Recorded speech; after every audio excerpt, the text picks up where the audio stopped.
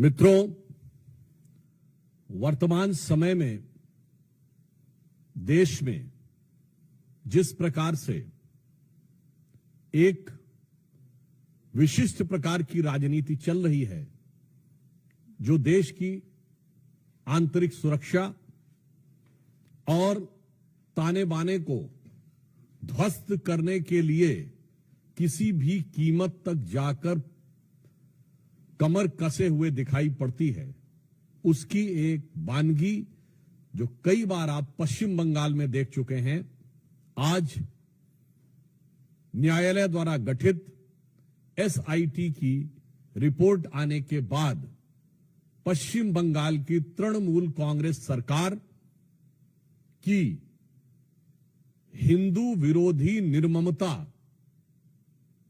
अपने पूरे विद्रूप रूप में सामने आती हुई दिखाई पड़ रही है। इस एसआईटी का गठन न्यायालय के आदेश पर हुआ था, जिसमें 3 लोग सदस्य थे। एक registrar law national human right commission के थे और 2 सदस्य पश्चिम बंगाल की न्यायिक सेवा के थे, अर्थात एक मानवाधिकार आयोग से सदस्य थे और 2 पश्चिम बंगाल की न्यायिक सेवा वेस्ट बंगाल लीगल सर्विसेज थे। और उन्होंने 11 अप्रैल 2025 फ्राइडे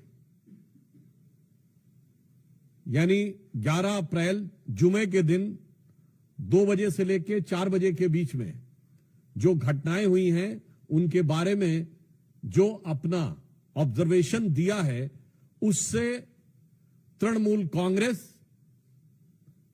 इंडी गठबंधन और ये सेक्युलरिज्म के सो कॉल्ड सेल्फ चैंपियंस का नकाब पूरी तरीके से उतर गया है। पहली बात,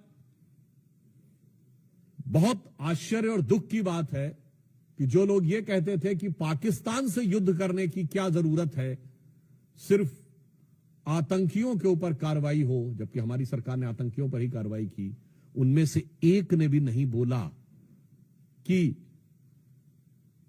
पश्चिम बंगाल के मुर्शिदाबाद में किसी भी विषय को लेकर आपको आपत्ति है तो हिंदुओं के ऊपर हिंसा करने की क्या जरूरत है। हरगोविंद दास और चंदन दास पिता पुत्र की मृत्यु पर किसी ने एक शब्द भी नहीं बोला। वही लोग अचानक ऑपरेशन सिंदूर के बाद पाकिस्तान के प्रति सहानुभूति दिखाते हुए नजर आने लगे। इसमें जो फाइंडिंग्स आई हैं, पहला पॉइंट जो तृणमूल कांग्रेस ने यह प्रचार करने का, भ्रम पैदा करने का प्रयास किया था कि इसमें बाहर के लोग शामिल थे। उनके कुछ सांसदों ने दूसरे राज्यों के लोगों का नाम लिया था, विशेषकर उत्तर प्रदेश, बिहार का नाम लिया था, जो सरासर अनुचित है। परंतु इस फाइंडिंग में बहुत साफ साफ तौर पर तृणमूल कांग्रेस के नेता और एमएलए का नाम भी सामने आया है और इसमें कहा गया है कि उनके 11 अप्रैल को, मैं इसको एज इट इज रीड करना चाहता हूं, all the attacks were carried out on the Friday 11th of April from 2 PM onwards under the instructions of local councillor Mehboob Alam and police and administration done nothing। तो ममता जी, ये तो आपकी party के बहुत महबूब नजर आ रहे हैं, आपकी पार्टी के बड़े प्रिय नजर आ रहे हैं। ये बात अब फाइंडिंग्स में बिल्कुल साफ हो गई। दूसरा विषय यह आया कि एक कुल मिलाकर इसमें बताया गया कि total of 113 houses were damaged and they even fled to Malda. जो ये कहने का प्रयास किया गया था कुछ नेताओं के द्वारा कि ऐसा तो कुछ खास हुआ ही नहीं, कोई महत्वपूर्ण, कोई ऐसी उल्लेखनीय घटना नहीं हुई, यह बात बिल्कुल साफ सामने आई कि 113 जो हाउसेस थे वो पूरी तरीके से विध्वंस हुआ और लोगों को वहां से पलायन करने पर बाध्य होना पड़ा। इसी के साथ साथ यह भी बात सामने आई कि पुलिस ने कई मौकों के ऊपर जो उनकी प्रोसीडिंग्स में, और ये जो तृणमूल कांग्रेस के नेता का नाम ये पेज नंबर 5 के ऊपर अपनी फाइंडिंग्स में लिखा हुआ है। फिर यह बताया गया कि दे want a permanent BSF camp and central armed police for their own protection. यानी पहले तो लोगों के घर विध्वंस हुए, फिर लोगों को पलायन पे बाध्य होना पड़ा, और पश्चिम बंगाल की पुलिस पर उनका इतना विश्वास हो गया कि वो सीमा सुरक्षा बल और केंद्रीय सुरक्षा बलों के ही कैंप में रहने के लिए उद्यत थे। यह साफ दर्शाता, और आगे लिखा है, the West Bengal police did not respond at the village of Bedbona called at 4 p.m. on Friday and 4 p.m. of Saturday, but police did not pick up the call. यानी गांव के लोगों ने जब उनको मदद की गुहार लगाई, पुलिस ने कुछ नहीं किया। और कितनी गंभीर बात है कि पुलिस का फोन न पिकअप हो ऐसे समय में, जबकि वहां दंगे या सुनियोजित हिंदुओं को टारगेट करते हुए आतंकी शैली में दंगे किए जा रहे हों, तब अगर पुलिस नहीं उठाती है तो यह एक बड़ा गंभीर तथ्य है जो प्रकाश में आया है। और यह भी बात सामने आई है कि रेजिडेंट्स ऑफ शमशेरगंज, हिजालतला, शुलूतला, डिग्री, they came masking up their faces. यानी यह भी बात साफ आई कि चेहरा छुपाकर लोग सुनियोजित ढंग से हिंसा करने के लिए आए थे।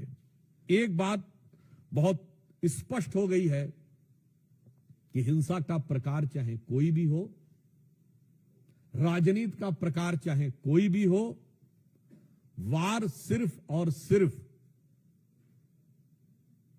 हिंदू समुदाय के ऊपर है। अगर पहलगांव में चुन चुन कर हिंदुओं को मारा गया, तो मुर्शिदाबाद में चुन चुन कर हिंदुओं के घर, मकान और लोगों को मारने का प्रयास किया गया।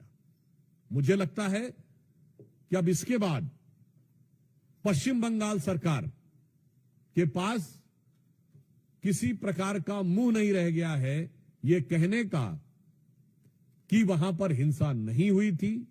नंबर 2, अब बिल्कुल साफ है कि वहां हिंसा हुई, सुनियोजित हिंसा हुई, तृणमूल कांग्रेस के नेताओं के इशारे पर हिंसा हुई और बाकायदा धर्म और समुदाय देखकर हिंसा की गई।